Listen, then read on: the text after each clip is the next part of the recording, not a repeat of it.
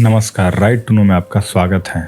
आज हम पाकिस्तान का जो अर्थव्यवस्था है वो चौपट हो रहा है उसके बारे में बात करने वाले हैं। हाल ही में एक वीडियो काफी वायरल हो रहा है जिसमें कि पाकिस्तान के प्रधानमंत्री ये कहते हुए दिख रहे हैं कि एक तरफ तो हम न्यूक्लियर ताकत हैं और दूसरे तरफ हमारे दूसरे हाथ में कटोरा और उसको लेकर के हम दुनिया के सामने भीख मांग रहे हैं। वेरी एम्बैरेस्ड कि मैं आपसे हर दफा आता कोई और आता है तो आप कहते तो नहीं, लेकिन दिल के अंदर तो आप समझते होंगे ये पैसे मांगने आ गए हैं।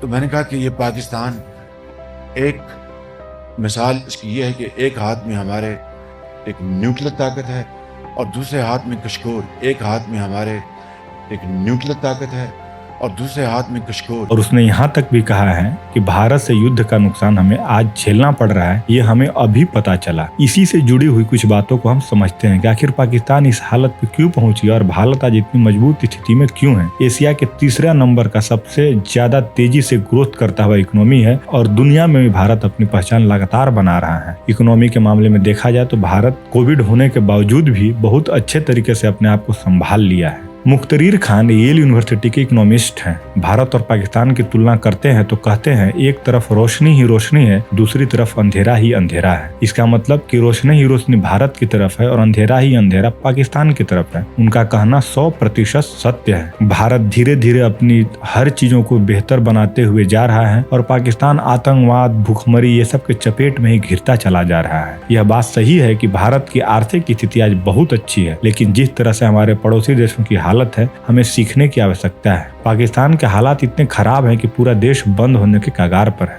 बस इससे अंदाजा लगाया जा सकता है कि 1 किलो आटा की कीमत 600 रुपए है। डिफॉल्ट हो चुका श्रीलंका में 50 लाख बच्चे भूखमरी से मर रहे हैं। नेपाल ग्रे लिस्ट में जा रहा है। विश्व अर्थव्यवस्था का केंद्र चीन के हालात भी ठीक नहीं है। विकास दर 2% से नीचे है। ऐसा अनुमान जताया जा रहा है कि अमेरिका, यूरोप में भी मंदी आने वाली है। कुल मिलाकर देखेंगे तो पूरी दुनिया ही आर्थिक मंदी की चपेट में आ रही है। भारत ने बहुत स्मार्ट तरीके से अपनी अर्थव्यवस्था को बचाया है। इसमें भारत की विदेश नीति का विशेष योगदान है। सीखने वाली बात है यह कि हमें अपने लघु उद्योग, ग्रामीण अर्थव्यवस्था को मजबूत करने की आवश्यकता है। शिक्षा को निजीकरण से बचाकर सार्वजनिक शिक्षा प्रणाली को मजबूत बनाने की आवश्यकता है। लोकप्रियता के लिए मुफ्त कार्यक्रमों पर फिर से करना चाहिए। पढ़े लिखे युवा वर्ग को कम ब्याज दर पर कर्ज दिया जाना चाहिए। कर्ज के माध्यम से इतने मेडिकल कॉलेज खोलकर बिल्डिंग बनाना किसी रूप में समझदारी नहीं है। अधिकतर मेडिकल कॉलेज बिना फैकल्टी और हॉस्पिटल के चल रहे हैं। व्यवस्था अपने नागरिकों पर विश्वास करे, उन्हें दरिद्र समझकर मुफ्तखोरी में न झोंककर स्वरोजगार के लिए प्रेरित करे। यह तभी होगा जब सस्ती दरों पर ऋण प्रदान किया जाए, इनकम टैक्स में कमी किया जाए, जिससे मध्यम वर्ग की क्रय शक्ति बढ़े। विश्व की अर्थव्यवस्था मंदी की तरफ जा रही है। निर्यात में कमी आएगी, इसलिए आंतरिक खपत को बढ़ाना ही रास्ता है। आज जो आर्थिक परिदृश्य है वो बहुत डराने वाले हैं। यद्यपि हम अच्छी स्थिति में हैं, अपनी शक्तियों को पहचान कर उस पर काम करने की आवश्यकता है। लघु ग्रामीण अर्थव्यवस्था को मजबूत करना सबसे अच्छा है। जिसे हमारे पड़ोसी मुल्कों ने बर्बाद कर दिया, कमोबेश हम भी ध्यान नहीं दे रहे हैं। हमारा फोकस शहरों पर है। चीन की बर्बादी शहरों से आ रही है, जहाँ रियल एस्टेट ने अर्थव्यवस्था डुबा दिया। 60% मकान बनकर खाली पड़े हैं। वह कंपनियां डूब गई जो 3 अरब ट्रिलियन डॉलर कर्ज लेकर बनाई थी। यह धन भारतीय अर्थव्यवस्था के बराबर है। कोरोना हो या मंदी, हमेशा गाँव ही रक्षार्थ खड़े होते हैं। उनके विकास पर ध्यान दिया जाना चाहिए। इसलिए तो भारत को गाँवों का देश कहा जाता है और भारत एक कृषि प्रधान देश है। और हमारा कृषि ही अगर चौपट हो जाएगा, हमारा गाँव ही अगर चौपट हो जाएगा तो देश रह ही नहीं सकता। अगर आत्मा मर जाएगी इस देश की तो ये देश कभी भी खड़ा हो नहीं सकता है। और आज हम उसी के आकार पर हैं। हम शहरीकरण के दौड़ में इतने पागल हो चुके हैं कि हम गाँवों की तरफ देखना तक बंद कर दिए हैं। कोरोना ने हालांकि हमें सबक सिखाया, लेकिन हम इंसान इतना सा भी, छोटा सा भी, कोई एक राई इतना भी सीख नहीं सके इससे। तो सरकार को भी ध्यान देने की आवश्यकता है। खैर, महफूज की बात यह है कि जो अभी मोदी सरकार है वो गाँव के पीछे ध्यान दे रही है, लेकिन उनको भी मुफ्तखोरी बंद करके देश के युवाओं को स्वरोजगार के लिए प्रेरित करना चाहिए। और ये बहुत जरूरी है कि देश जो है वो स्वरोजगार की तरफ बढ़े। आप नौकरी एक सीमा से आगे नहीं दे सकते हैं। किसी भी राष्ट्र इतना नौकरी पैदा नहीं कर सकता है, उसके सारे जनसंख्या का आधा हिस्सा भी नौकरी करके जीवन यापन कर सके। तो ये वीडियो बनाने का सिर्फ इतना ही मकसद है कि आप भी अगर युवा हैं तो अपना कुछ भी काम करके स्वरोजगार के लिए आगे बढ़िए और देश के अर्थव्यवस्था में भागीदारी निभाइए। गाँव की तरफ जाइए, गाँव की तरफ देखिए। और ये बहुत ही आवश्यक है हमारे भविष्य के लिए और हमारे वर्तमान के लिए। हम शहरीकरण के दौड़ में